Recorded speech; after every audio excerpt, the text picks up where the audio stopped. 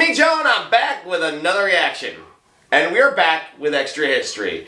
Now, quick heads up, I'm actually pre-recording this on a whole different day and scheduling it because I'm actually taking a trip to go do some stuff that involves stuff I don't want to talk about right now.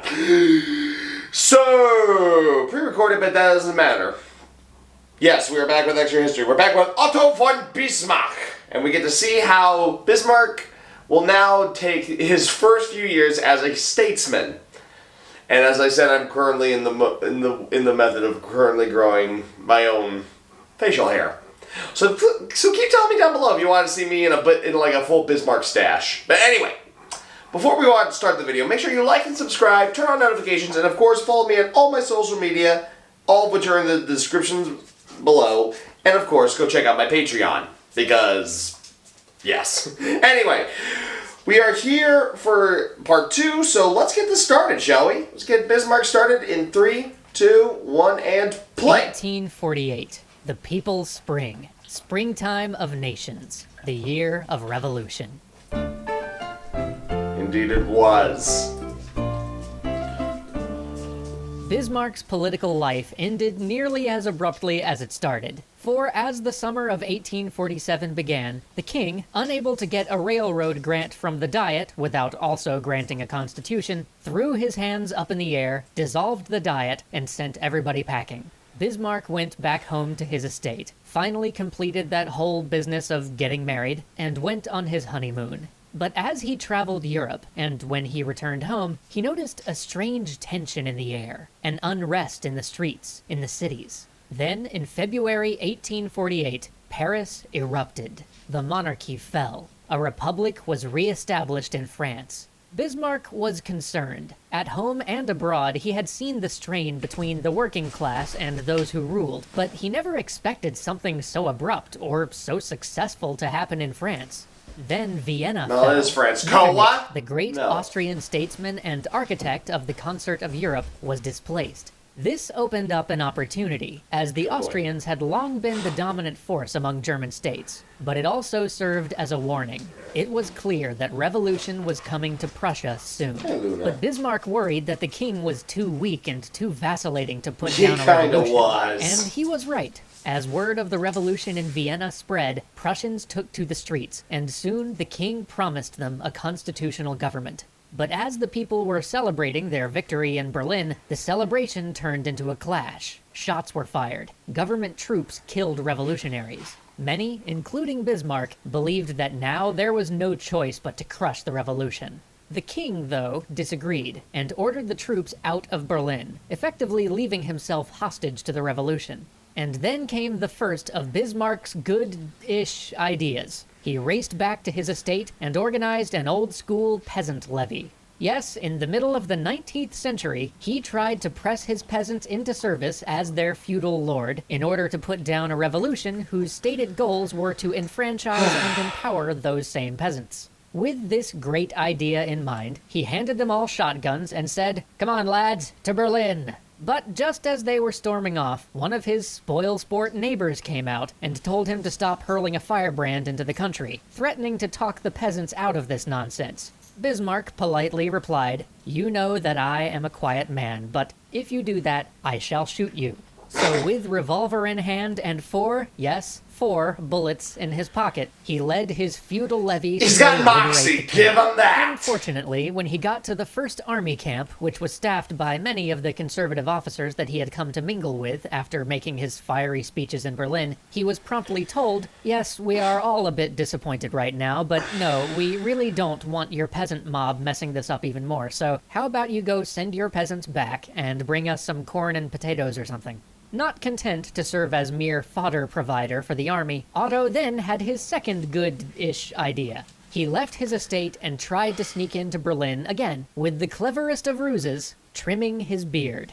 Needless to say, many people saw through his incredible mind games, and soon he was laughed see even out more of Berlin. similarities But between me and Bismarck. He had a third good-ish idea. With the king making ever greater concessions to the revolutionaries, Bismarck saw it as his place to help elevate one of the king's relatives to the throne. So Bismarck went all in on trying to replace King Frederick Wilhelm with a confusingly but more succinctly named King Wilhelm. But Wilhelm had legged it to England, Lots and of he wasn't going to Wilhelms. listen to this wild man anyway. So Bismarck began to hunt for a new candidate. Soon he found another royal relative named Charles, who proposed that his even more confusingly named son, Frederick Wilhelm, should replace Frederick Wilhelm on the throne. This Frederick Wilhelm, or Fritz, I'm going to call him Fritz, was 6 years old.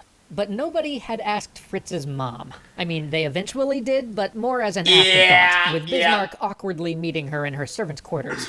Not asking turned out to be a mistake, though, because Fritz's mom supported the liberals and put the kibosh on the whole thing. It would seem that Bismarck had made an enemy of the mother of this 6-year-old he hoped Never to piss put on off the the throne. mother. Nonetheless, Never he was piss off soon a mother. summoned for the Second Prussian Diet, which the king had ordered assembled to hammer out how to make a real parliament for Prussia. There, Bismarck spoke passionately about the noble past that they were so casually throwing away, even becoming choked with emotion and having to stop mid-speech. But to no avail. The Diet did its job and created the Prussian National Assembly, which Bismarck was very not elected to. This Prussian National Assembly pushed for a real parliamentary system along British lines, though, and soon the king began to lose patience with the body. So Bismarck joined the Camarilla, which was not, in fact, a secret society of vampires which has kept their presence hidden from humanity for hundreds of years, though I can understand your confusion, and let's be honest, Bismarck would have made a great vampire, but no. Bismarck joined the much more boring but real group of nobles and courtiers close to the king, who were determined to maintain the power of the monarchy through non-vampiric means. And let's go ahead and call this one Bismarck's first actual good idea, because this put him in contact with many powerful men. But even though, by all accounts, he was an effective member of the society, and even though he had amplified the conservative voice in Prussian politics by establishing a newspaper, when the liberal cause fell apart and the conservatives once again became ascendant, he was passed over for a cabinet position. They were very happy to use him when a radical was needed, but once the time came to re-establish order, the wild man was cast aside. So Bismarck returned to his estate to witness the birth of his first child. But Bismarck had a plan. Bismarck always had a plan. You see, even though the liberals had failed to get anything like the constitution they had wanted, they had gotten a constitution, and with it, a parliament, the Landtag. And Bismarck, always a pragmatist under whatever colors he may have worn, decided to get himself elected to this new body. The fight was fierce. He knew that he wouldn't get elected in his own region, so he decided to run for office in the city of Brandenburg. But there he was an outsider, running against the local mayor.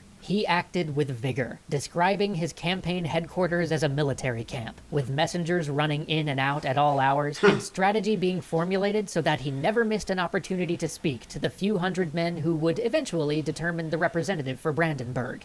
He won by 25 votes. Now he was once again at the center of things. And the question at hand on everybody's mind was the unification of Germany. If the 39 German states that had survived the Napoleonic invasion banded together, they could change the face of European politics forever. But how to achieve that was a matter of some debate. They could either come together under Austria or under Prussia. But Austria rejected the possibility of unification, because the Austro-Hungarian Empire and the Habsburg-inherited lands included far more territory than just the German portions. And the whole point of unification was German nationalism. Germans would never accept rule by a sovereign who was also ruling over other nations. This meant that the Austrians would either have to divide their empire and give some other branch of the family their German territories, or simply reject unification outright, and they chose the latter. The German National Assembly, which was different from the Landtag in that it represented all German states, decided, with little other choice, to offer the imperial crown to Frederick Wilhelm.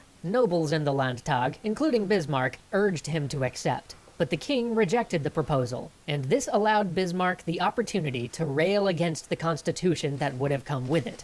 He was blasted by the press, and sure of losing his seat in the next election. But when the king dissolved the Landtag, he changed the election rules for the next session in ways that favored landowners like Bismarck, which ensured his re-election. After giving some blistering speeches on the role of the monarchy and some strong invectives against even the monarch's own move toward a constitutional unification, Bismarck got himself moved to the new assembly debating the question of unification. But before that could go anywhere, he got caught up in the next great conflict. The war over territory seemed to loom between Austria and Prussia. Oh, yeah. And it is here that we see the evolution of Bismarck. Because though in many ways he was and always would be a man of war, when a settlement was offered and many pushed to reject it and go to war instead, Bismarck rose and said, "It is unworthy of a great state to fight for something which does not concern its own interest. Gentlemen, show me an objective worthy of war, and I will go along with you." It is easy enough for a statesman to ride the popular wave from the comfort of his own fireside, making thunderous speeches from the rostrum, letting the public sound the trumpets of war, and leaving it to the musketeer, bleeding out his life's blood in the snowy wastes to settle whether policies end in glory or in failure. Nothing is simpler. But woe to any statesman who, at such a time, fails to find a cause of war which will stand up to scrutiny once the fighting is over. And so begins the transformation of Bismarck the Radical to Bismarck, man of realpolitik. Truly, Bismarck is definitely a very, very interesting man. Oh, and I'm seeing more of myself in him. Alright, well, this was definitely a fun video. Can't wait to see what happens next episode when Bismarck really starts railing the Austrians. That'll be fun.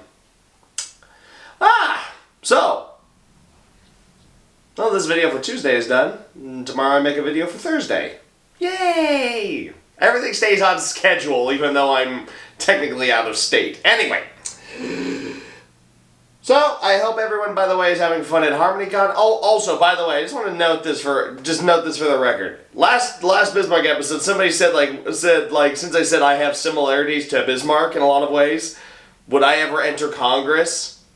The answer to that is hell no. I still have human decency and self-respect. There's no way in hell I'd ever join Congress. Bro, I'd be laughed out of that building and the second I step in. God, yeah, forget it.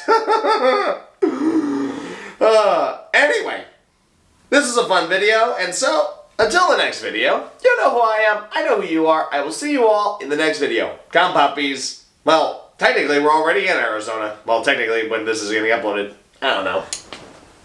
Let's just go have a soda. Not you, though. Soda's bad for you, especially sugar. Excuse me, Luna.